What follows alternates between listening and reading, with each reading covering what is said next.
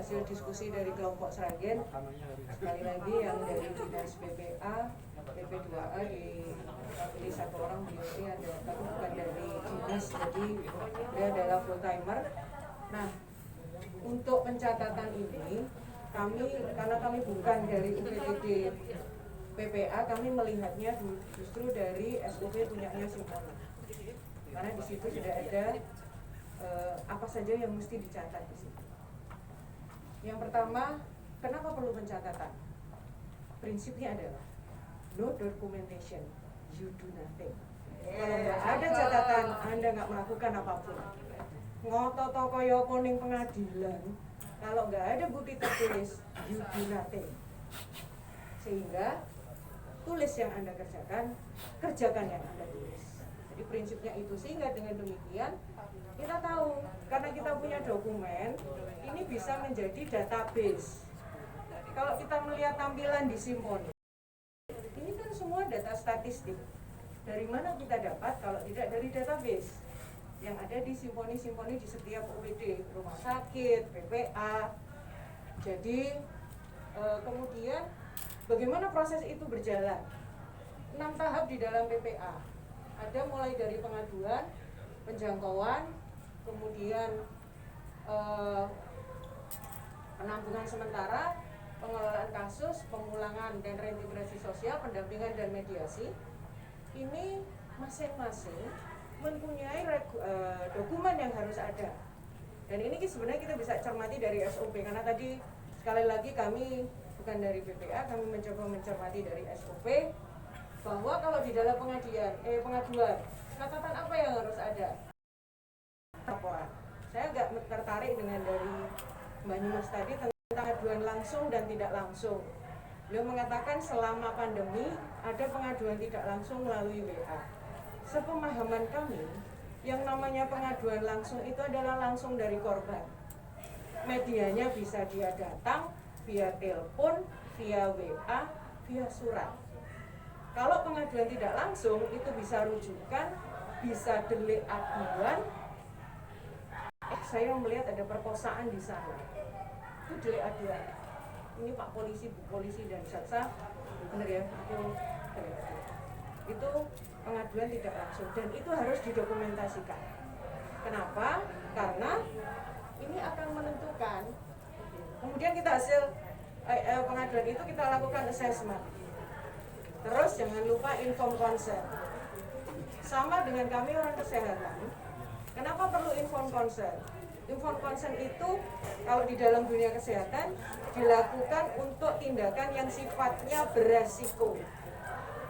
Pendampingan kita ini juga beresiko karena sesuatu yang biasanya merupakan aib. Sehingga harus ada inform consent dan persetujuan tindakan. Jadi inform consent. Informnya atau consentnya? Consentnya. Karena kalau bahasa Inggris kan seperti gitu. Jadi persetujuan. Saya setuju bahwa saya dilayani oleh PPA, artinya saya setuju menyerahkan seluruh rahasia saya kepada PPA. Ini penting dicatat dalam mulai depan. Kemudian kita sudah siap inform consent. Kemudian pada saat tahap kedua penjangkauan, nomor 1, kenapa kita butuh hasil identifikasi? Kalau kita identifikasi korban, atau kalau di kami namanya identifikasi pasien, terdiri dari nama, tanggal lahir, alamat. Kenapa? Jangan umur. Karena kalau umur itu bisa bias. 1 tahun 1 hari dengan 1 tahun 11 bulan ditulisnya 1 tahun. Jadi dengan umur. Kemudian alamat. Ini mengurangi resiko sama nama. Di satu RT namanya Suyatni itu bisa 4. Tapi tanggal lahirnya bisa berbeda. Dan nomor elektronik KTP. Jadi identifikasi itu artinya begitu. Identitas. Kita perlukan kenapa? Jangan lupa laporan KTP kita di Simponi itu ada apakah korban anak, apakah korban perempuan, range usianya berapa. Kalau itu kita catat menjadi database di dalam Simponi. korban kita rata-rata umur sekian, gitu ada. Kemudian di sini yang berikutnya di dalam penjangkauan adalah hasil asesmen resiko. Kemudian rencana penjangkauan itu harus juga kita catat di situ. Selanjutnya pada tahapan ketiga, pada penampungan sementara. Apa yang harus kita catat nomor 1 di penampungan sementara adalah tata tertib penampungan sementara. Kalau itu penampungan untuk rumah aman untuk anak, pasti berbeda dengan perempuan. Korban tindak kekerasan. Kemudian ada yang harus kita catat adalah formulir pemantauan. Bagaimana perkembangan selama di dalam penampungan sementara. Dan kalau kemudian dan jangan lupa ada pernyataan pendampingan selama di dalam penampungan sementara. Pernah mendengar kasus seorang perempuan anak-anak didampingi TP2A tetapi dilecehkan oleh petugasnya. Saya pernah bacakan kasus itu. Justru itulah pentingnya di penampungan sementara ini ada pernyataan pendampingan. Ini sumpah mati ini. Jangan kita yang melindungi malah melecehkan. Kemudian ada pencatatan kalau penampungan sementara ini telah selesai. Kita harus membuat laporannya itu. Jadi in and out-nya tercatat. Kemudian pada tahap keempat tentang pengelolaan kasus, ini kalau di kami, persepsi kami, ini melakukan pengelolaan ini kita bagi bahwa kalau di SOP lebih fokus pada kesehatan. Kalau di kami kita bedakan menjadi 3. Apakah ini hukum, ataukah ini kesehatan, ataukah rehabilitasi, atau ketiga-tiganya. Karena ini akan menentukan pencatatannya. Kalau hasil asesmen ini dia tidak ada masalah kesehatan, dia tidak paling hanya untuk bukti visum misalnya, tetapi dia tidak perlu layanan intervensi kesehatan. Nah, itu yang penting kita catat di situ. Hasil asesmen untuk menentukan relevan untuk layanan kesehatan layanan yang dituju. Kemudian kita perlu mencatat formulir-formulir rujukan. Kemudian jangan lupa ada berita acara penyerahan ketika kita memberikan kelayanan PPA. Kemudian laporan hasil intervensi layanan. Laporan hasil intervensi layanan itu adalah dari sisi kita yang merujuk. Kemudian laporan yang lagi adalah feedback. Kalau bahasa kesehatan rujuk balik. Jadi kalau kita merujuk ke rumah sakit, dia untuk melakukan misalnya ada luka seperti ini, kita melihat memantau sebagai nanti dilakukan oleh para pendamping. Nanti dari rumah sakit akan memberikan feedback rujuk balik kepada kita, jawaban rujukan bahwa nama pasien ini kondisi ini sekarang masuk dengan diagnosa ini, kemudian keluar ini kondisi keluar dia mau apa. Itu akan menentukan pada saat pemulangan dan reintegrasi sosial. Kondisi itu akan menentukan apa yang harus kita lakukan pada saat asesmen mereka mau pemulangan dan reintegrasi sosial. Butuhnya apa? Kalau dia cacat berat, efeknya. Untuk dia kembali rehabilitasi sosial, apa yang dibutuhkan? Itu yang perlu kita catat dari feedback. Kemudian pada tahap kelima, di pendampingan, kita harus juga melakukan assessment lagi kebutuhan layanan pendampingannya untuk membuat rencana intervensinya, dan kalau diperlukan rujukan lagi ke tempat PPA yang lain. Ini pendampingan di sini karena pada prinsipnya ada di setiap tahap dan hasil akhir dari intervensi layanan PPA rujukan kita. Terakhir pada saat mediasi, kita bicara mediasi, kembali kita buat catatan lagi selama kronologi 1 sampai. Jadi kita buat laporan intervensinya sampai setahap apa. Jangan lupa tadi kronologi. Tidak hanya kalau kronologi kasus, jalannya kasus ada, tetapi ini kronologi apa yang sudah kita lakukan selaku PPA. Kemudian rencana intervensi mediasinya bagaimana, kemudian tadi sudah ya, kronologi sudah, kemudian jangan lupa dibuat berita acara mediasi, dan yang terakhir kalau memang terjadi perdamaian, kita membuat akte perdamaian secara dengan meter. Jadi ini rangkaian dokumen apa saja yang mesti disiapkan. Sekali lagi kami mempelajarinya, karena kami bukan UPTD BPA, kami mempelajarinya dari SUP. Terima kasih. Assalamualaikum warahmatullahi wabarakatuh. Terima kasih untuk bagian lengkap sekali. Silakan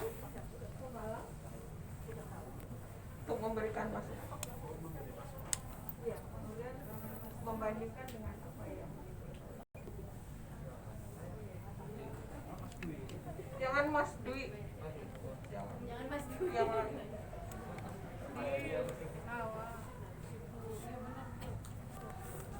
Terima kasih. Ini untuk Kabupaten Sragen, saya sangat tertarik. Kelihatannya sudah cukup lengkap dan sesuai dengan alur. Tapi mungkin nanti menjadi bahan pertimbangan kita di daerah apabila ingin meningkatkan status dengan ketersediaan SDM yang cukup. Karena beberapa kabupaten kota termasuk kami di Pemalang, mungkin juga Pekalongan, SDM-nya hanya beberapa, kemudian sistem pencatatan pelaporannya sudah cukup lengkap. Kalau kami sementara ini memang di Pemalang terbatas saja untuk keperluan praktis di dalam pencatatan pelaporan simponi. Yang pertama berarti register kasus, kemudian ada kapan dilaporkan, kemudian ada identitas pelapor, identitas korban, identitas pelaku, identitas kasus. Di sini cukup banyak. Kemudian ada lagi kronologi, kemudian asesmen atau kebutuhan korban itu apa saja, kemudian ada lagi rencana intervensi yang perlu diberikan setelah ada kebutuhan korban, kemudian rencana intervensi yang akan diberikan kepada korban. Selanjutnya terkait dengan administrasi, memang di kami sendiri tidak begitu banyak. Kami buku administrasinya sangat sedikit, paling buku tamu. Yang kedua adalah register kasus dalam satu buku. Kemudian ada lagi buku kegiatan penanganan. Jadi setiap penanganan harus ada masuk di buku. Kemudian yang terakhir laporan. Kemudian kalau form-formnya itu ada berita acara pengaduan. Kemudian ada juga form kegiatan laporan yang kita istilahnya risalah. Jadi kami hanya satu. Kemudian berita acara mediasi, inform concern, rujukan, itu administrasi yang mengikuti. Kemudian yang tidak kalah penting dari sistem administrasi di penanganan kasus adalah pemberkasan. Jadi pemberkasan dokumen dari kasus itu. Jadi kalau di kesehatan apa namanya Bu ya? Rekam medik yang per orang itu. Nanti ada di situ ada berkas identitasnya, ijazahnya, kemudian pernah di mana saja itu. Mungkin itu Ibu yang dari Pemalang terkait dengan masukan untuk di simponi. Hanya memang karena pencatatan ini difungsikan untuk pelaporan, juga selain digunakan untuk penanganan kasus, juga digunakan untuk bahan perencanaan bagi pengambil kebijakan, baik internal maupun eksternal. Maka di kami untuk sistem, aku pengen ngomong kok lalen. Untuk sistem pencatatannya itu kami memang beberapa kali Bu menyampaikan, dulu menjadi polemik ada dua tanggal di simponi itu, ada tanggal laporan dan ada tanggal kejadian. Itu menjadi polemik, apa harus ada dua tanggal. Tapi betul tadi yang disampaikan dari rumah sakit, tanggal kejadian fungsinya adalah untuk menentukan masuk kasus anak atau kasus dewasa. Fungsi dari, dan kemudian kalau tanggal laporan itu fungsinya untuk menghitung jumlah kasus di tahun itu ada berapa. Kemudian yang tidak kalah pentingnya adalah kami juga ada yang namanya buku pengendalian layanan. Jadi satu korban ini dia sudah mendapatkan layanan berapa, kapan saja, di mana saja. sehingga nanti kita bisa mengetahui apakah korban ini mendapatkan layanan komprehensif atau berbagai layanan. Mungkin itu Ibu, terima kasih. Sekaligus kami paparkan tadi yang punya Pemalang. Baik, terima kasih. 4 kelompok tadi bagus semua. Kita ulas buat kita semua. Mengidentifikasi hal-hal apa saja yang seharusnya ada di dalam pencatatan suatu kasus, dan kami senang sekali semuanya saling menyimak untuk hal-hal yang diidentifikasi dari kabupaten kota lainnya. Jadi Bapak Ibu